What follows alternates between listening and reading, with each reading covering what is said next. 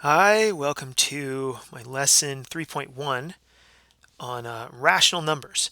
And if you need a copy of these notes, link in the description.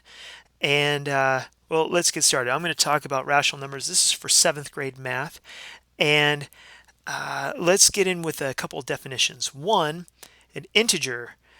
What is that? Well, integers are all the whole numbers and their opposites. So I have a number line here, and these are integers. We have whole numbers. They start with 0 and 1, 2, 3, and 4, and it keeps on going forever here. But the opposite of 1 is -1. So we have the whole numbers and their opposites, like 2, and the opposite of that is -2, and the opposite of 3 is -3, and so on. So that's the whole numbers and their opposites. Now, a rational number, I guess you can think of a rational number as not only do you have these integers, but all the numbers in between those integers too. So right in here, all those numbers and all these numbers, and they could be, well, it's defined as a fraction of integers. That is exactly what a rational number is, where the denominator is not 0, and I'll explain that part in a moment. But if we take, I'll move this up a little bit. If we take a rational number, two integers, let's take 1 and 2, and we make a fraction of those integers, that would be 1 over 2. There you go. There's a rational number. I could take -2 and +3. And so if I have -2 over 3, there's another rational number. And the list just goes on and on and on. Now, what we could do here is we can, let's take this. Let's take the 1/2, and let's turn this 1/2 into a decimal. And we do that by giving you, I'm just going to say cowboy and the horse. Okay, this is my little way of remembering how to turn a fraction to a decimal. And every fraction is really a division problem. So I have this cowboy and horse because we're going to turn this into long division. And so the cowboy rides on top of the horse. When they go to sleep, the cowboy sleeps inside the house and the horse sleeps outside.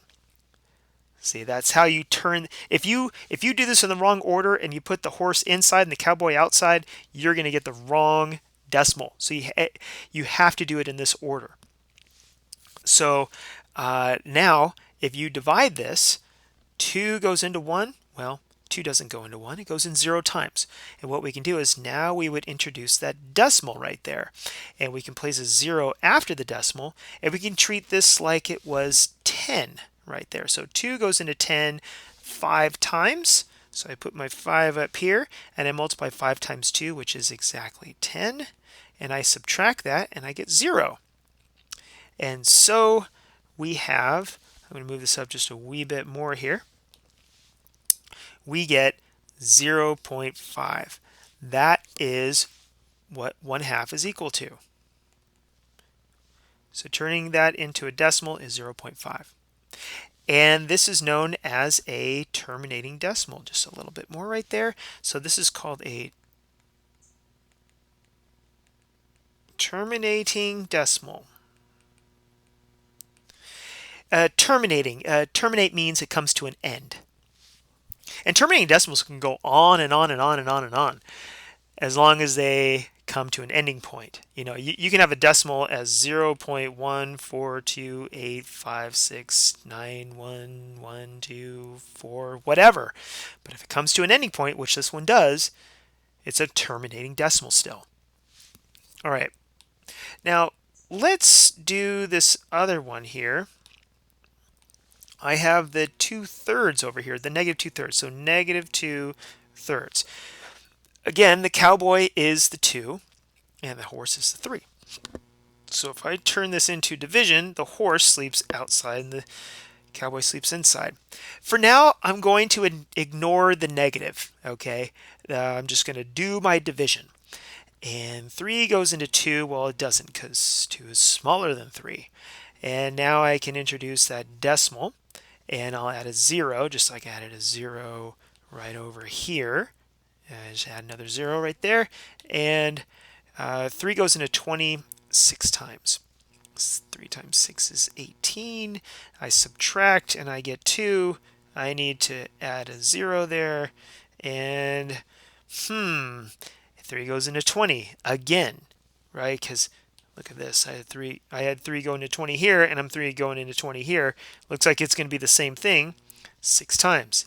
18. Ugh. Oh boy. This is another 20. I think that it's just going to be 0.6. So we have two ways of writing this. We can write this as 0.66, and you put 3 dots over that, which means it just keeps on going. Or you can do it like this, which is often more preferred, 0.6 with a bar. And that bar is saying that 6 is repeating. So let's put this together. Negative 2/3 is equal to, now this fraction is negative right here. And a negative divided by a positive, or I mean, you could think of this a few ways. That's just a negative fraction, or you could think of this as negative 2 divided by 3. Either way, when you write this as a decimal, it's going to be negative. And then I'm going to use this over here, 0.6 with the bar over it. And this is negative 2/3 as a decimal. And this is called a repeating decimal. So whenever you turn rational numbers into decimals, it's either going to be terminating or it's going to be repeating. It's going to be one or the other for all rational numbers. Now, I have a little bit to say about this.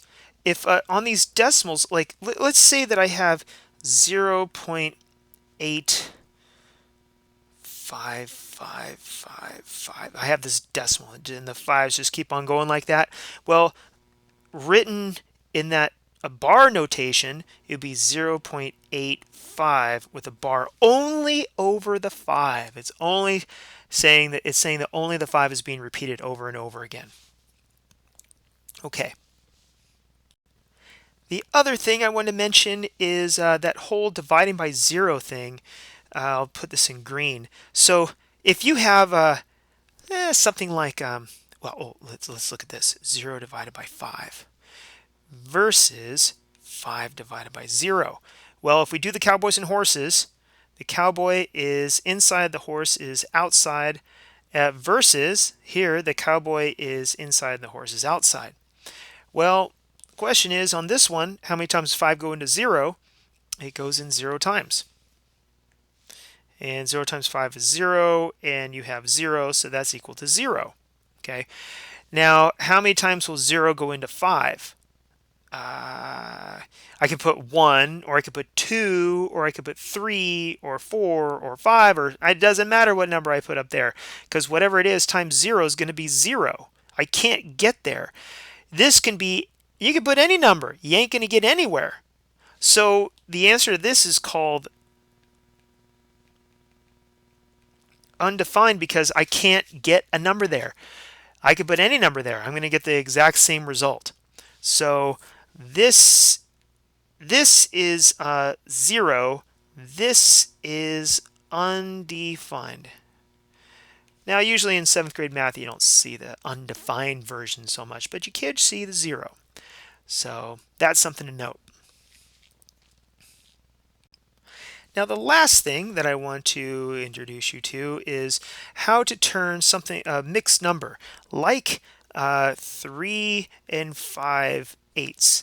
How can you turn this into a decimal? Well, the 3 is 3. And right here in between 3, so look at this. This is known as 3 and 5/8, right? The word and means you're going to have a decimal point right there. 3 and 5/8. So maybe I should do this. I should do this instead. I'll do this. we have 3. The word, so that's that. The word and is a decimal point, and 5/8. Well, 5/8. 5/8. Cowboys and horses. Cowboy sleeps inside, horse sleeps outside. 8 won't go into 5, it's too small. So I put my decimal down, 50, and this will be 8 goes into 50 6 times, which is 48. Oops. And that's 2. Got to add another 0 there. We got to keep going. 8 goes into 20 2 times. That's 16. 4, add another 0. You keep on going until it repeats or it just comes to an ending point. And that's 40. 8 goes into 40 5 times. And there you go. So that 5/8, that 0.625 goes over here, 0.625, and there it is. So 3 and 5/8 is a decimal is 3.625. That's how you do that. And these are the major ideas here in our lesson 3.1. And this is taken from the California Go Math textbook. This is my own little spin on the lesson. So I hope this has been helpful. Thanks for watching. Take care.